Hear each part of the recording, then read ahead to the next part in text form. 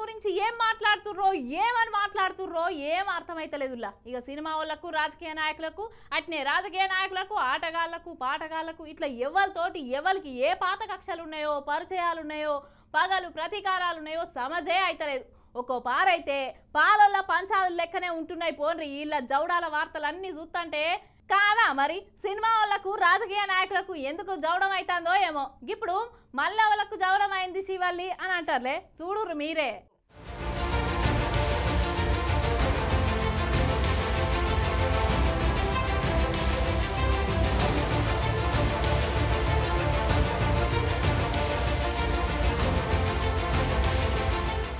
Tollywood star నటి సమంత పైన తెలంగాణ మంత్రి కొండా సురేఖక్క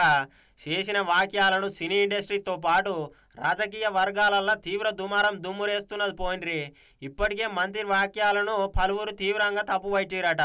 తాజాగానేమో నాగార్జున చిన్న కొడుకు నటుడు అఖిల్ అక్కినేని తీవ్రంగా స్పందించిండటనుల్లో ఘాటుగానే ఇక బాగానే మండిపడ్డటనుల్లా కొండా సురేఖక్క చేసిన నిరాధారమైన హాస్యాస్పదమైన ప్రకటనలు అసభ్యకరంగా జుగుత్సాహకరంగా ఉన్నాయని ప్రజా సేవకురాలిగా ప్రజలకు రక్షణ కల్పించాల్సిన ఆమెనే తన నైతిక సామాజిక సంక్షేమాన్ని మర్చిపోయి ఆమె ప్రవర్తించిన తీరు సిగ్గుచేటు క్షమించరానిది ఆమె వ్యాఖ్యలతోని గౌరవనీయులైన పౌరులు నిజాయితీగా గల కుటుంబ సభ్యులు గాయపడ్డారు అనుకుంటా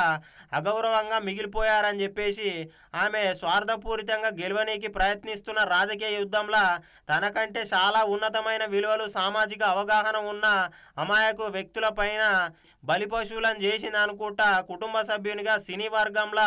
సభ్యునిగా నేను మౌనంగా ఉండను అనుకుంటా ఇటువంటి నీచమైన వాక్యాలు చేసిన వ్యక్తికి శిక్షించాలనుకుంటా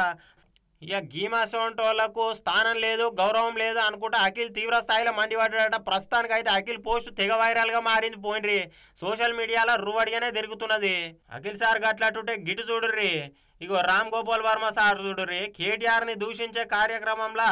అక్కినేని కుటుంబాన్ని అంత దారుణంగా అవమానించడంలో అర్థమేంటిదో కనీసం ఆమెకైనా అర్థమై ఉంటుందో లేదో